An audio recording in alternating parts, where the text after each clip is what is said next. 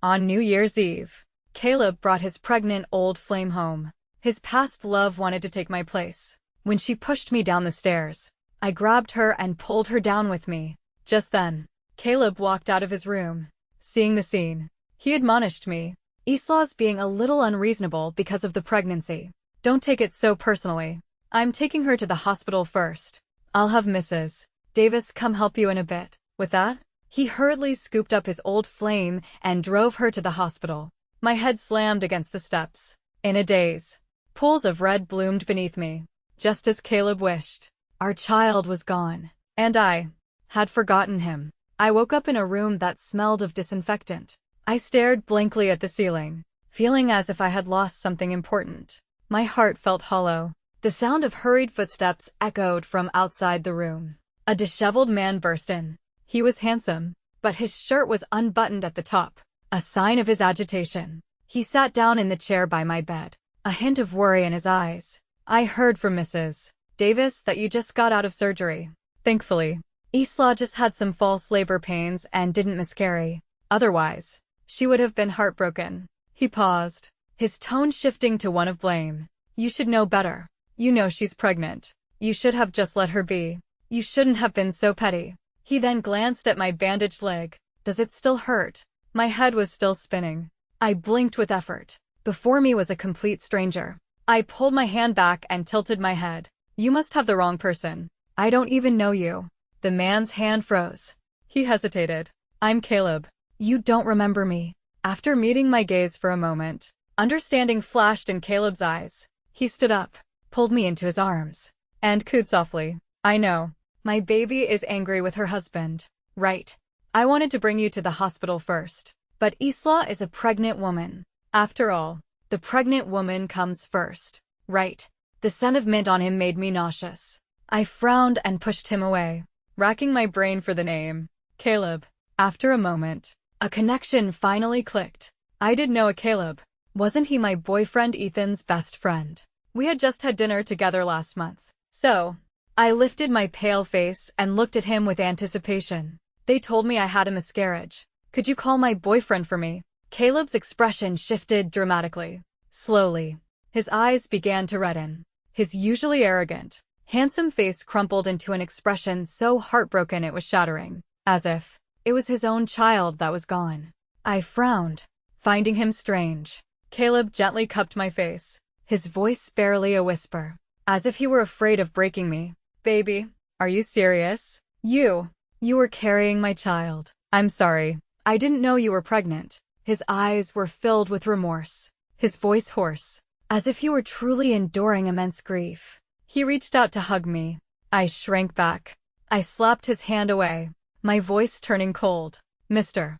Caleb, please have some self-respect. If my boyfriend heard you say that, he'd get the wrong idea. If you won't call him for me, can I at least borrow your phone? Caleb frowned, his bloodshot eyes making him look terrifying, but he still tried to soften his voice. Baby, what are you talking about? I am your husband. If you don't like Isla, I'll have her move out tomorrow. We can have another child. Don't scare your husband like this. Okay. Was he going to keep up this act of being my husband forever? If I didn't know that Caleb had a long-time crush, his white moonlight, I would have actually thought he was so obsessed with me he was daydreaming. My eyes darted to the side, spotting a landline on the nightstand. I endured the pain in my leg and lunged for it. I picked up the receiver, glaring warily at the panicked Caleb who was trying to approach me. Don't you come any closer. If you keep talking nonsense, I'm calling the police. A look of resignation crossed Caleb's face, and he stopped in his tracks. Okay. I won't come over. Just don't hurt yourself again. His tone was like he was coaxing a child. A shiver ran down my spine, and I glared at him again. I dialed Ethan's number from memory, fumbling with the buttons. Because it was a landline, he didn't pick up the first time. On the second try, the call connected quickly. I smiled sweetly, my voice playful. Hello, Ethan. I accidentally took a fall. Can you come pick me up from the hospital? The person on the other end was silent for a long time. I started to panic and was about to say more when the phone was snatched from my hand. Caleb, his face dark, hung up the phone. I tried to grab it back, but ended up pulling on my injured leg. Furious, I yelled at him. Are you insane? Why did you grab my phone? Caleb placed the landline far out of my reach, his expression turning cold. Our child is gone. And the first person you think of is your ex-boyfriend. Arya, you're really something. After everything he did to you, you're still thinking about him. Have you no shame? What did Ethan do to me? He was so good to me, so gentle. He was only angry with me the day before yesterday because I forgot his birthday. He wasn't angry anymore after I made him a cake yesterday, to be yelled at for no reason. My eyes, which hadn't shed a tear even after hearing about the miscarriage, suddenly began to sting. I forgot myself and started pounding on Caleb with my fists. Are you sick? Not only do you say such strange things to me for no reason, but you're also spreading rumors about Ethan. If you're sick, go get treatment. Stop tormenting us. Okay. I was angry, and my punches were not light. One landed on his face, leaving an immediate red mark, but his eyes reddened, and he pulled me into a hug. It's all my fault. Baby, you can hit me. Just don't go looking for Ethan. Okay. Isla isn't pregnant with my child either. She's divorced, and I promised to take care of her. But that was just to make you angry. It's your fault for getting drunk the other night and calling out Ethan's name to me. Baby, I was just angry that after all these years, you still haven't forgotten him. He sounded so convincing. I stood there, stunned. I tried to sort through the jumble in my head. Yesterday afternoon, I went to the market to buy groceries. In the evening, I made up for Ethan's birthday with a cake and a candlelight dinner. And then, how did I fall? I shook my head, and a sharp pain shot through my temples. Could it be that I really had amnesia? Did Ethan and I really break up? How was that possible? Ethan and I had known each other for 10 years and been in love for 7. Just yesterday, when we cut the cake, he made a wish that we would be together forever. Caleb had to be lying. My heart soured, and I glared at him. Don't talk nonsense. How could Ethan and I ever break up? Caleb's expression was strange. He stared at me for a long time, still in disbelief. You've really forgotten me. I pushed him away with a trembling hand. Just assume I have. Can you please leave? Ethan will be here soon. And it's not good for him to see us like this. The corners of Caleb's eyes were red. He sat down on the small stool, looking surprisingly childish. I'm your husband. I'm staying here with you. I'm not leaving. And don't even think about it. Ethan isn't coming. He said it with such certainty. It just fueled my anger. I grabbed a pillow from the bed and threw it at him. Fine. He could stay. But what did he mean by cursing that Ethan wouldn't come? Ethan loved me so much. How could he not come? The pillow messed up Caleb's hair. But he didn't get angry. He put the pillow back on the bed and sat down on the stool again. Even Voldemort has more shame than him. I was about to ring the bell to have a nurse kick him out when a doctor walked in. It seemed the patient in the next room had been brought in by Caleb and was crying and making a scene, wanting him to come over. I vaguely heard the name Isla, and thus she was pregnant. Oh, Caleb's white moonlight. He had a child with her and was still pestering me. What a pathetic man. I secretly rolled my eyes. Caleb hesitated for a moment, then said to me, I brought Isla here. After all, I'll go check on her first. I'll be right back to stay with you. I couldn't wait to see him go. I wished he would never appear before me again. Caleb walked out, looking back every few steps as he followed the doctor.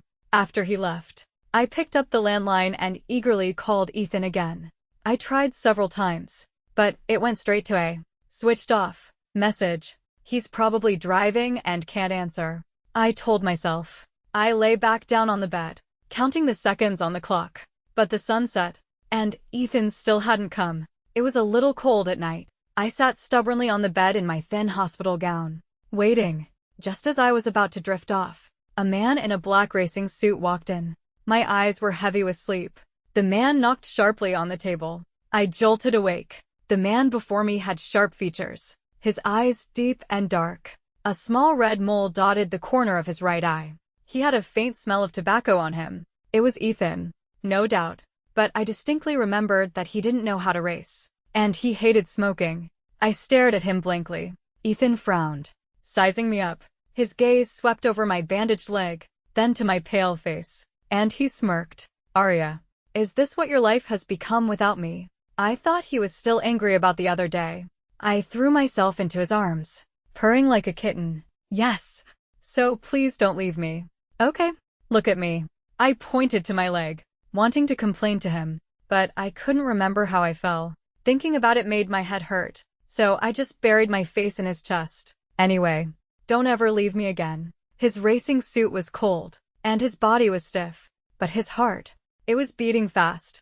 I listened quietly to his heartbeat, feeling a strange sense of peace. I whispered, Ethan, I was pregnant, but I accidentally fell and lost the baby. I sniffled, but we're still young. We can definitely have another one. Ethan's casual expression vanished, and he frowned. You were pregnant, MHM. I nodded vigorously. I think it must have been from that time last month. After I said it, I wanted to bury my head in the ground.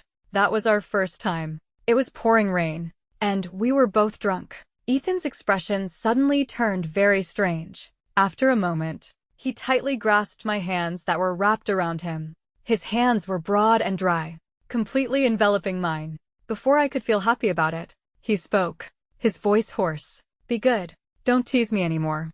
I'll take it seriously. Since you chose Caleb, just live a good life with him.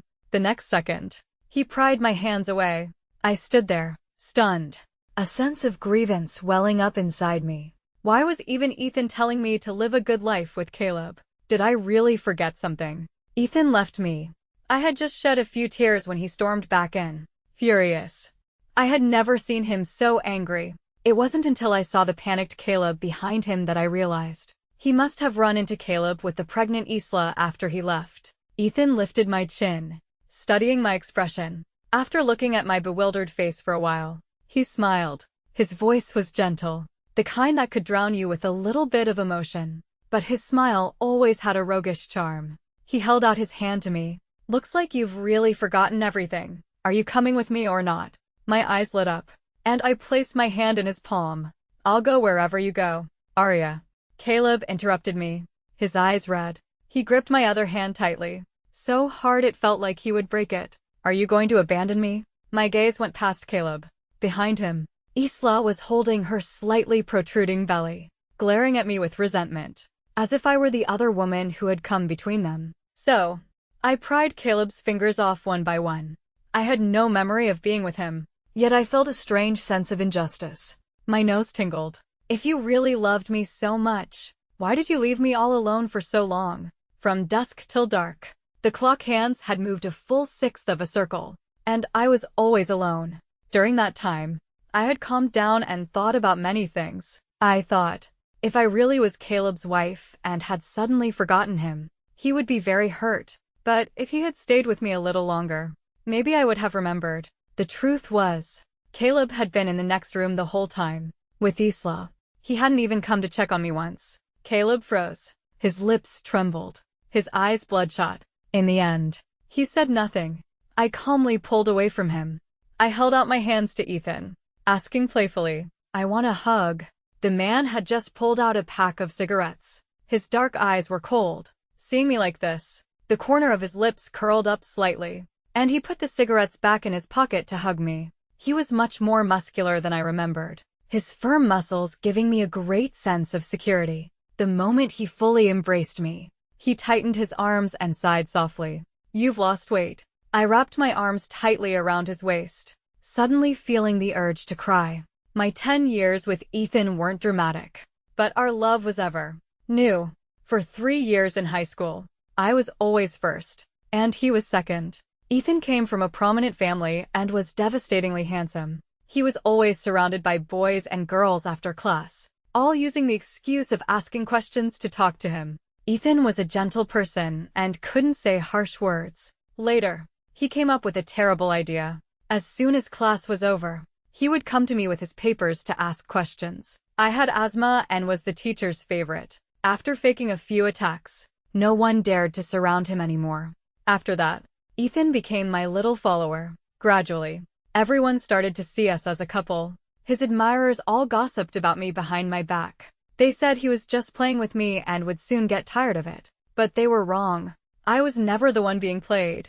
From the first time Ethan came to me with a question, I saw through his intentions. In a dark corner, I cornered him in the stairwell. If you want my help, you have to be my dog. Ethan eventually agreed, blushing. because every time he refused, I would kiss him. I bit his lips until they were raw. I also thought we wouldn't last. After all, Ethan's parents were professors at a top university. He was a true golden boy. And I was from an orphanage, a poor girl who could only afford school through scholarships and tuition waivers.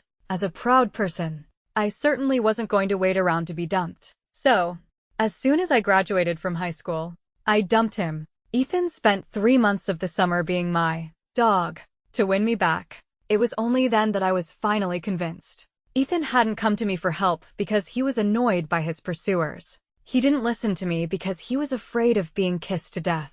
After all, for Ethan, transferring schools was the easiest thing in the world. So, he came to me because it was where his heart led him. My memory stopped in the happiest year with Ethan. It was our 7th year together, and the jewelry company we founded had just gone public. We were getting married in less than 10 days. I rested my head on Ethan's chest, feeling the steady rhythm of his heart. I couldn't help but ask, did I really lose my memory? So, why did we break up? The heartbeat in my ear skipped a beat. He looked down at me, his dark eyes looking suppressed and sad. After a long pause, he spoke hoarsely. Since you've forgotten, let's not bring it up again. It seems that memory was not a pleasant one. My heart ached slightly. I tentatively held his hand.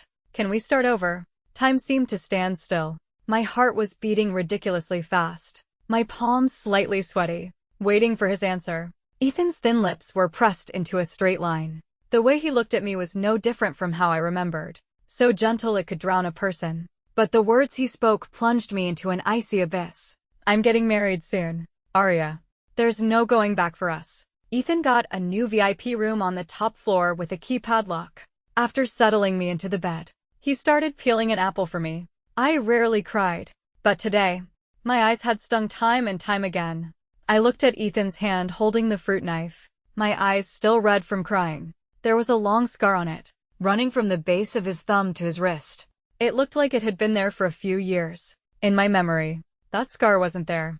I couldn't help but ask, Ethan, how long have we been apart? The hand holding the apple paused. The sharp tip of the knife, due to inertia, pierced the skin. Bright red blood spread across the blade.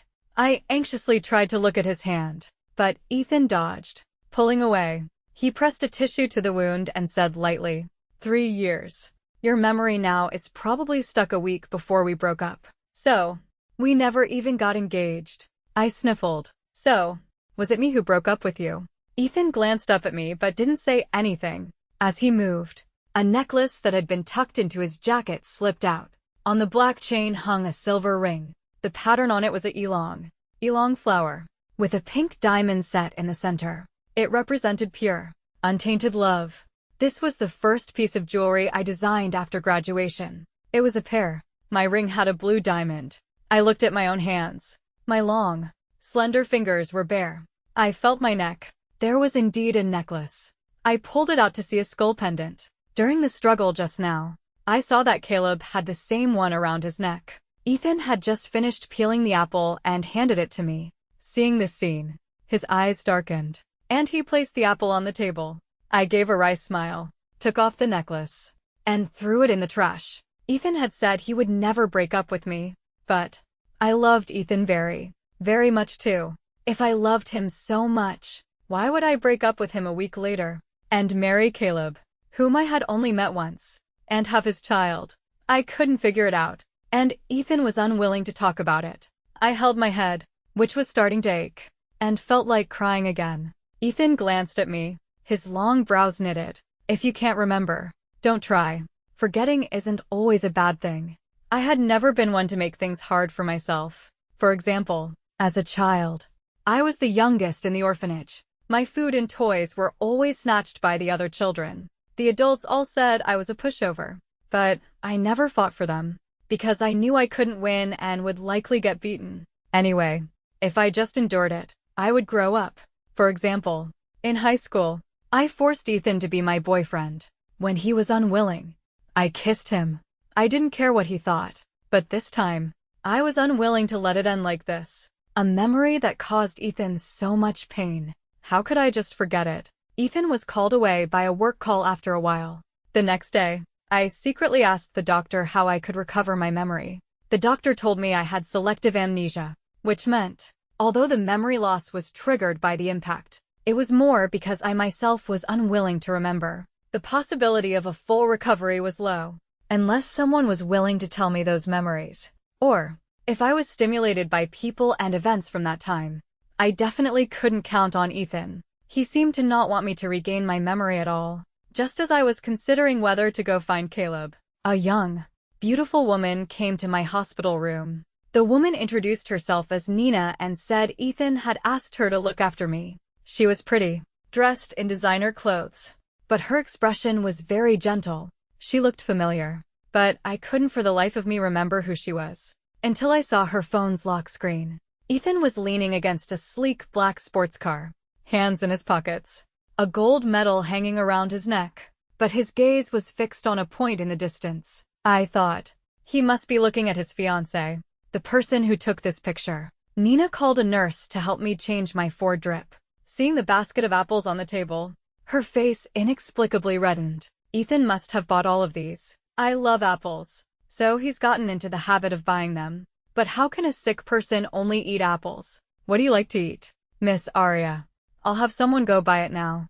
I shook my head. Thank you, but no need. I only eat apples. When I was young, the orphanage only had apples to eat, and they were always more sour than sweet. After I grew up, I learned that apples could be sweet enough to melt your heart. After that, I lost my taste for other fruits. Nenah's expression stiffened for a moment, but she quickly smiled gently again. I didn't expect Miss Arya to have the same taste as me. Let me peel an apple for you then. Seeing that she had already picked one up, I felt it would be rude to refuse and nodded lightly. Thank you. As Nenah was peeling the apple, her right wrist emerged from her coat sleeve. A jade green bracelet slipped out. The quality was superb. You could tell at a glance it was priceless.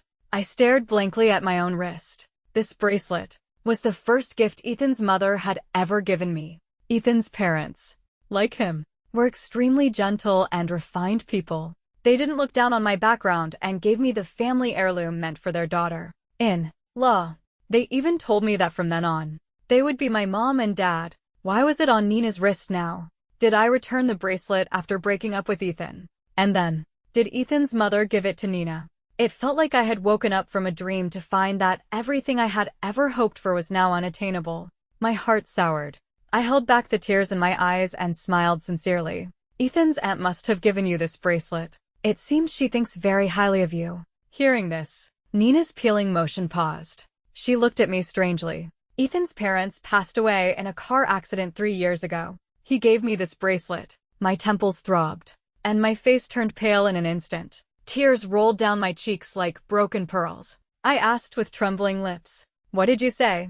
Ethan's parents passing away. It most likely happened after we broke up.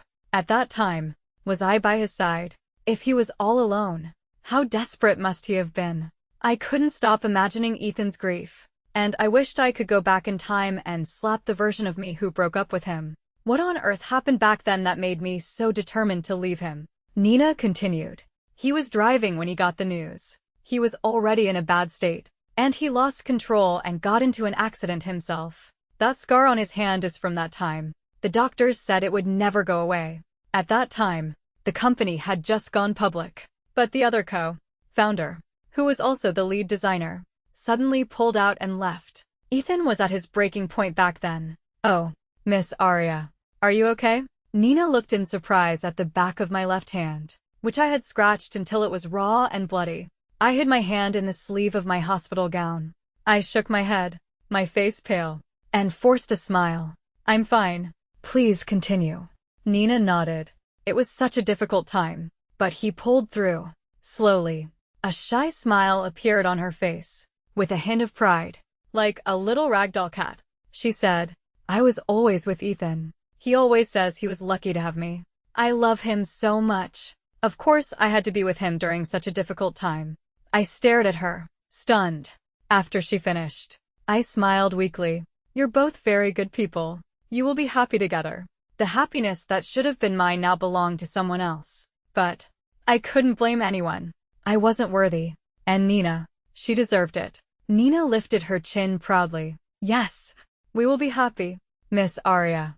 You should be happy too. After Nenah left, the pain I had suppressed rushed back like a flood, battering my mind. I lay in bed. Every breath ached. I drifted off to sleep in a wave of dizziness. In a haze. I had a terrible nightmare. In the dream, a week before my engagement to Ethan, I discovered he was cheating on me. The other woman was his secretary, Nenah. Because I was busy with the first design drafts after the company went public, my creative flow couldn't be interrupted. Nenah had been accompanying Ethan to many evening events. At first, Caleb sent me a lot of intimate photos of Ethan and Nenah. In the photos, Ethan had his arm around Nenah's bare waist under her evening gown, holding a glass and talking to someone. But this was a safe distance at such events, so I didn't pay much attention. Until I got to the last photo. Ethan was kissing Nenah, his arm around her waist. The man's back was to the camera, so his face wasn't visible, but his clothes and build were very similar to Ethan's. The woman, on the other hand, had a flirtatious expression, looking at the camera with a provocative gaze.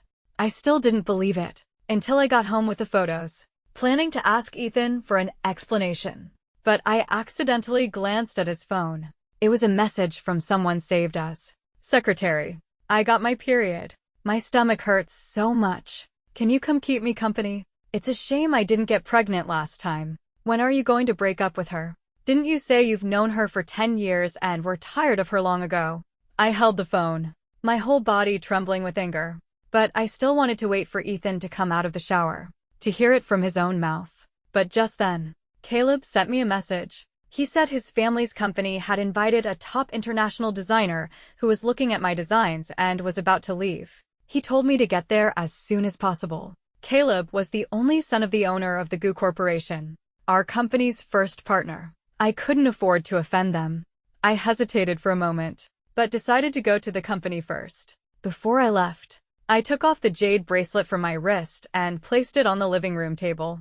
I planned to decide whether to wear it again after hearing Ethan's explanation. Who knew that after I left, I would never see Ethan again? I jolted awake from the dream, my face cold with tears. Even my pillow was soaked. I sat stunned for a long time before I realized it wasn't a dream. It was the memories I had thrown away. After I got to the company and finished discussing with the designer, it was already very late. Everyone had been drinking, so Caleb suggested we stay at the hotel for the night. I usually handled my alcohol well and knew my limits, but that day I got drunk very quickly. My whole body was burning up, as if I had a high fever. I went to the room number Caleb gave me, and my memory went blank after that. When I woke up, my whole body was sore. I was lying in the arms of Caleb, whose body was covered in scratches. He told me I had been drunk the night before, crying and making a scene, refusing to let him go. In that moment, my world collapsed. I locked myself in the hotel room for a whole day. The suspicion of Ethan's cheating and the devastation of my drunken night with Caleb tore at my mind. Ethan didn't contact me for a whole day, so I sent him a breakup message, but I didn't block his number. I thought, if Ethan was innocent, he would definitely call me to explain, or ask me what happened. But I waited for 3 whole days, and there was not a single message from him. Instead, it was Caleb who checked on me every day. He comforted me, saying we were both drunk that night and it wasn't my fault. My heart gradually began to sway. I waited one more day and then completely blocked Ethan. With Caleb's help, I withdrew my investment from the company and took my designs. I completely disappeared from Ethan's world. Thinking back now, Ethan's parents must have just passed away then, and Ethan himself was in a car accident, unconscious in the hospital. We had missed each other for 3 years. In those 3 years, I never touched alcohol again. Only that one day, when my latest design won a top national award, Caleb coaxed me into having a little drink. After I got drunk, I called out Ethan's name, because the inspiration for the design came from my first meeting with him. After that one night stand with Caleb, I was in a very bad emotional state. I had always believed it was my own drunken mistake. Recalling it again, I realized something was wrong. I only had 2 glasses of red wine that day. My alcohol tolerance was much better than that. I leaned against the headboard, staring blankly out the window as the sun rose and set. At dusk, the nurse taking care of me came in with a troubled look on her face. Miss Arya, a Mr. Caleb, who claims to be your husband, has been insisting on seeing you. We've been stopping him. But Mr. Ethan hasn't been here for several days. And we can't hold him back anymore. What do you think? I forced a smile. Thank you for your hard work. Let him in. The nurse's face broke into a relieved smile. Okay. I'm very sorry. Caleb walked in, his eyes red, looking haggard. His sweater was wrinkled. Playing the victim whenever things went wrong was his usual trick. I watched him approach with a cold face. But when he tried to take my hand, I slapped him hard across the face. Caleb was stunned for a moment. Then anger flared in his eyes. You hit me. I hadn't eaten all day. That one slap had already taken a lot out of me. I lay back down on the bed and said with difficulty, Our first time. Did you drug me? A flash of panic crossed Caleb's face. How could that be? You know. I cut him off. Are you still going to lie to me? Caleb, you killed our child. No matter what. We can never go back. No matter what. The companionship of these 3 years was real.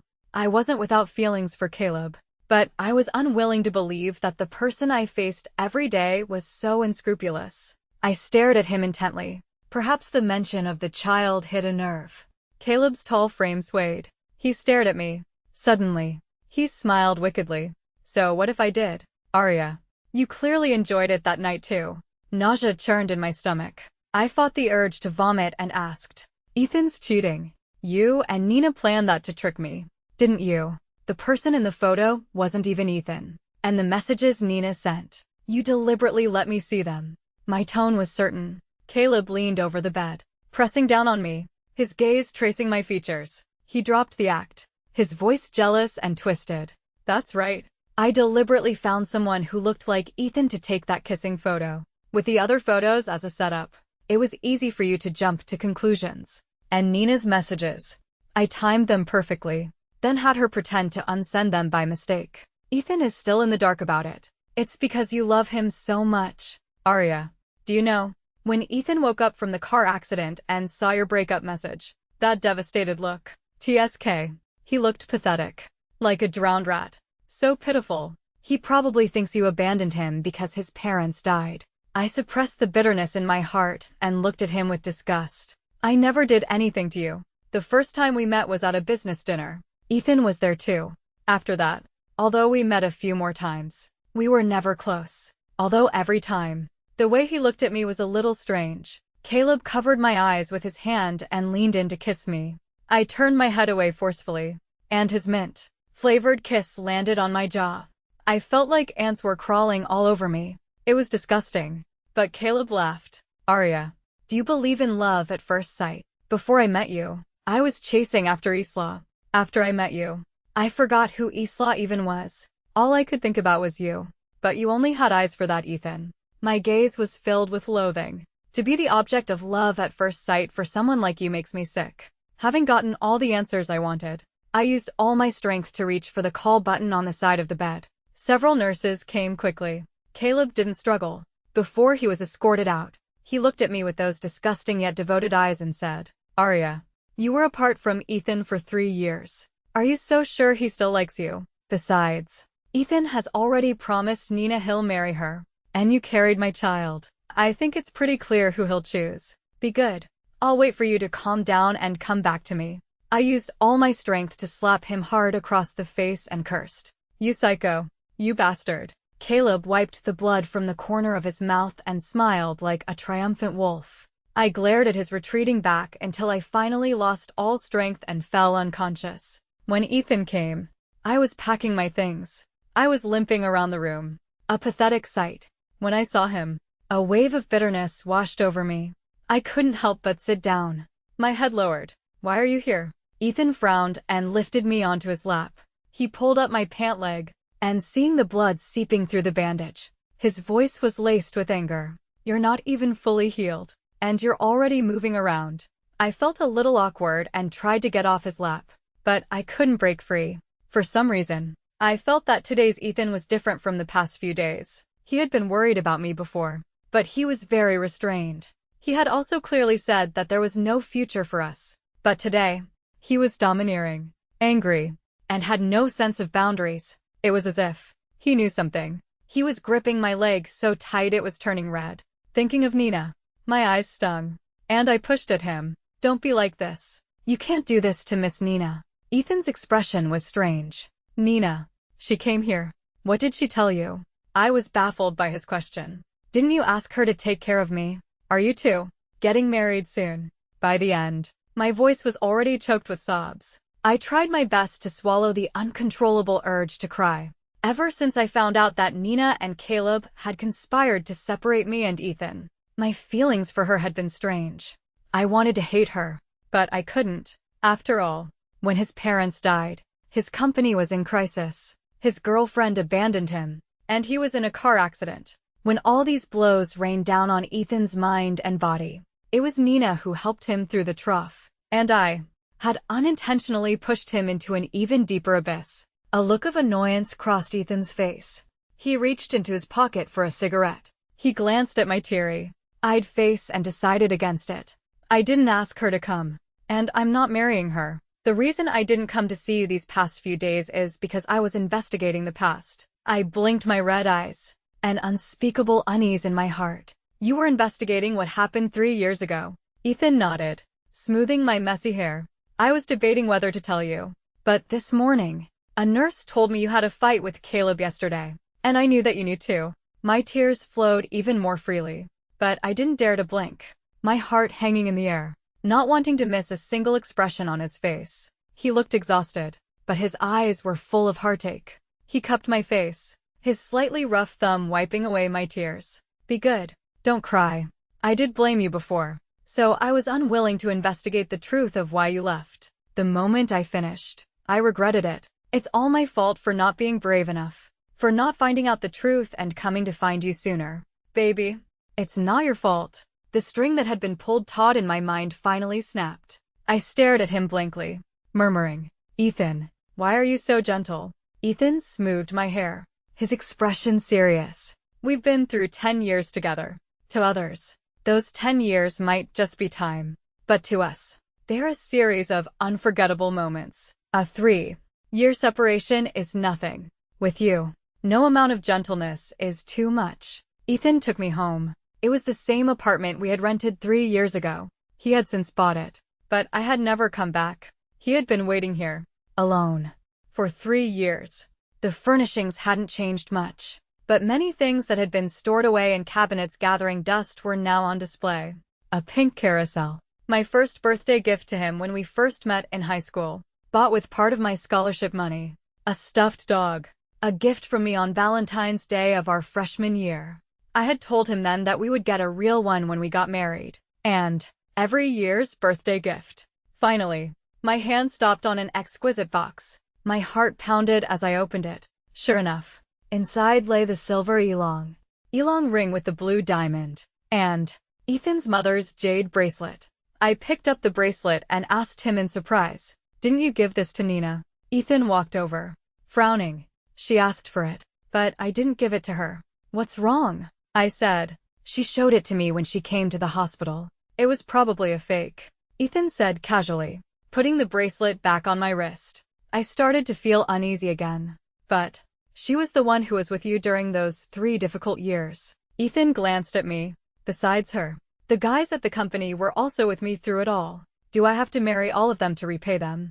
After the company got back on its feet, I gave them all what they deserved, including Nenah. My face flushed. She also said that you told her you were lucky to have her. Ethan said. That was at the company's celebration party after we started turning a profit. I said it to everyone. My face burned. Oh. Ethan leaned against the bookshelf, trapping me. Any more questions? I shook my head obediently. He scooped me up and walked towards the bedroom. I struggled instinctively. What are you doing? Ethan slapped me on the butt. Putting medicine on your leg. What were you thinking? I stopped moving. After leaving Ethan, I founded my own independent design studio. It was never merged back and remains my own business. During my month of rest, a lot happened. First, the CEO of the Goo Corporation died suddenly of a heart attack, and Caleb took over. But he was a spoiled brat and left the business to a few directors, spending his days coming to Ethan's company to demand his wife back. Second, Ethan's secretary, Nenah, was transferred abroad. After I recovered, I worked with Ethan to collect evidence of the Goo Corporation's tax evasion. Since the old CEO's death, the company was on the verge of collapse, and the directors were disheartened. A year later, we successfully sent Caleb to prison. The old CEO's efforts were not in vain. His son was sentenced to 10 years. With Ethan's help, I got a divorce from Caleb just before he was taken in. Caleb said he wanted to talk to me alone. Ethan was worried, but after I reassured him, I agreed. Caleb no longer had his former spirited look. His clothes were messy, his expression dejected, but a wicked smile still played on his lips. Arya, do you really think Ethan still loves you? You were with me for 3 years. You're already tainted. Do you really think he doesn't care? You abandoned him when he was at his weakest. After he's done with me, you're next. I looked at him coldly. Are you finished? Caleb lifted his chin, looking at me as if he were watching a good show. Now it's my turn. I stuffed a wedding invitation into his mouth, then slapped him across his disgusting face. The Qing dynasty fell a long time ago. Isn't it time you cut off your braid?